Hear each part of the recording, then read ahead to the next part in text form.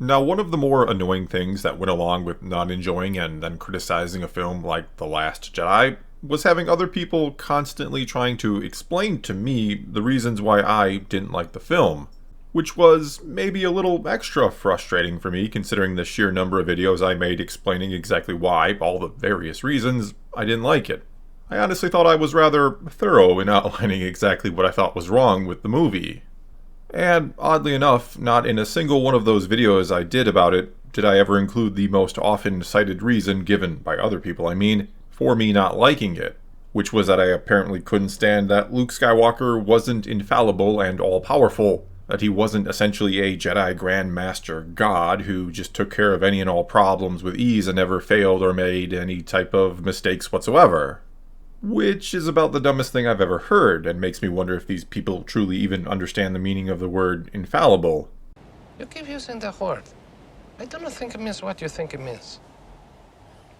Because I had no interest in seeing Luke Skywalker just run around being godlike for a whole trilogy, and I've yet to talk to anyone, any fellow fan of Luke Skywalker, who wanted to see that either.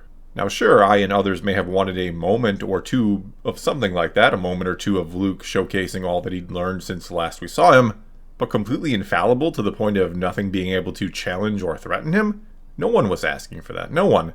Heck, all of our grandiose Snoke theories that apparently sucked, they're sort of evidence that we wanted something to very much challenge Luke in these new movies. Either way, setting that aside, now these same kind of arguments are popping up around another legendary character from a different franchise that recently had a film come out. And I'm of course talking about Indiana Jones and the Dial of Destiny. And do be warned, if you haven't seen it and you care, there will be some spoilers for it in this video.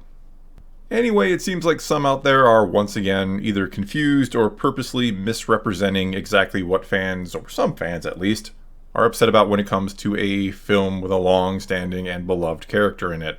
We're again hearing the fans want to see the character be infallible argument yet again. In fact, in a recent interview with The Hollywood Reporter, James Mangold, the film's director, was asked this question by them. Life is filled with peaks and valleys, and I appreciate when my fictional heroes, such as Indy, have their own ups and downs. So why does a segment of the audience seem to want these legacy characters to be infallible? I just can't figure out why anyone would want such a little drama. Mangold then went on to answer, well, there's a point where these characters become symbols more than characters, and so there becomes this anxiety that if you examine the humanity of a hero, you somehow weaken them. And I gotta stop right there and interject, because no one has anxiety over examining the humanity of a hero, when it's the humanity of a hero that allows us to relate to them and for them to be heroes in the first place. I mean, adversity builds strength and character. You're only a hero when, despite your human flaws, you rise above and do something extraordinary, something you should have been near incapable of if not for your great perseverance.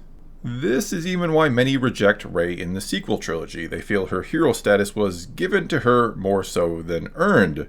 They think the trials she faced over the course of the trilogy weren't much in the way of trials because of how easily she overcomes them, and that she had no overt and obvious weaknesses to further impede her along the way. No personal struggles, if you will.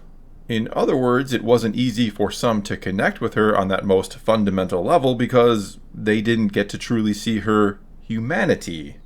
Anyway, let's get back to what Mangold said. And honestly, I can't speak for how fans relate and wrestle with these questions in relation to other movies, but certainly in relation to mine. I think your question almost has my answer built into it. I mean, I think you're in a sense already addressing it. Good drama gives a hero a problem. If a movie is about a beautiful hero who is capable of anything and is virtually indestructible and is without any personal issues or concerns, then you just have a fashion video with action. I'm a fan of starting a character in one place to go to another. Movies are a continuum. By definition, in drama, a character starts in one place and ends up in another. So if people want to be divisive in the age of social media, they can focus on where a character starts as opposed to where they end, or they can focus on where they end as opposed to where they start. In reality, for Harrison, who's been playing this character, he's tracing an arc and he's changing through the whole picture, so it all depends on where you're landing and where you're pointing your finger at on the timeline. And yes, James, films are a continuum, especially when that story features a character across multiple films. There are many different points on the timeline to factor in and consider when you carry on that character. You speak of ending and starting points, but apparently fail to realize that Indiana Jones, in his previous film, in Kingdom of the Crystal Skull, and say what you will about the quality of the film itself, but it did have a very definitive endpoint. And dare I say it was a good and satisfying endpoint for the character. He married the love of his life and essentially discovered and came to terms with having a son. Similar to how in the film before that, in Last Crusade, he'd begun to sort of rectify a faulty relationship with his father. And so keeping that in mind, keeping in mind that the film with his father, which was the third film in the series, meaning he'd already become this sort of legendary character, or a symbol as Mangold described him, let's then dispense with this silly notion that people want to only see Indiana Jones be infallible, when we've not only accepted his personal dilemmas in previous films, but that many regard that one, Last Crusade, as the best of the Indiana Jones movies, and probably in large part because of that extra dimension to the character in it. And so one of the big problems with Dial of Destiny isn't that it goes personal level with Indiana Jones, but as I started saying a moment ago, it not only undoes the happy ending from the previous film, but there's a disconnect from that previous film right out of the gate. You're starting in a place that is a radical departure from that last point in the story that we saw. We suddenly have it thrust upon us that Indy's son has died and that he's divorced and he's been living pretty much in misery ever since. And that's upon essentially first seeing him or being reintroduced to him outside of the beginning of the film, which takes place in the past or is a flashback. And gee, where have we seen almost this exact sort of thing before? And ironically enough, with the same actor's character. Though he wasn't the only character, Han wasn't the only one in those films in the sequel trilogy to be completely and radically different from last we saw them. Though at least Han only reverted back to being a smuggler, at least he only went back to the kind of start of his story or his arc. While Luke, for example, made mistakes he wouldn't and shouldn't have made after what he learned, or we saw him learn in the previous parts of the story. And also he got turned into the opposite of what he'd once been, that being an optimistic and hopeful person. I mean, think about it here. After once confronting and staying his hand against his father, against Darth Vader, the most evil man in the galaxy, or one of them at the very least, after letting fear and anger get the best of him, or almost get the best of them, he then almost strikes down his nephew, knowing full well he may have to confront that same sort of darkness in him now. It's literally what he went looking for in him. But worse yet, he brought his lightsaber with him. He forgot like the first big lesson he was taught. Your weapons. You will not need them. But going into his nephew's hut in the middle of the night, perfect occasion to bring a lightsaber. But I digress because I don't need to go into all that again. As I said at the top, I've covered all of those issues with that film in previous videos of mine. And so moving on and starting to wrap this up, it's not wanting to see characters infallible or fearful of getting to see their humanity exposed. That's the issue with films like Indiana Jones and the Dial of Destiny. It's James Mangold and the others who created it, digging the deepest imaginable of holes for the character and pushing them down into it off screen because they don't know what else or how else to introduce any other personal conflict of interest at this point, other than to basically deconstruct Indy's very existence because they find it fascinating and they wanted his movie or this movie to say something profound, regardless of what the films have been before in this series. Because I'd argue most of us just wanted one last fun adventure with Indiana Jones, or for this movie not to be made at all after the last one. Which brings up another sort of issue with the film, and I say this as someone who grew up and does love this franchise, but Indiana Jones movies aren't exactly the most profound films of all time. Instead, they really are meant to be fun action adventures first and foremost, and that's okay. It's okay to have fun at the movies and to enjoy something a bit more surface level that maybe doesn't have a ton of substance underneath it.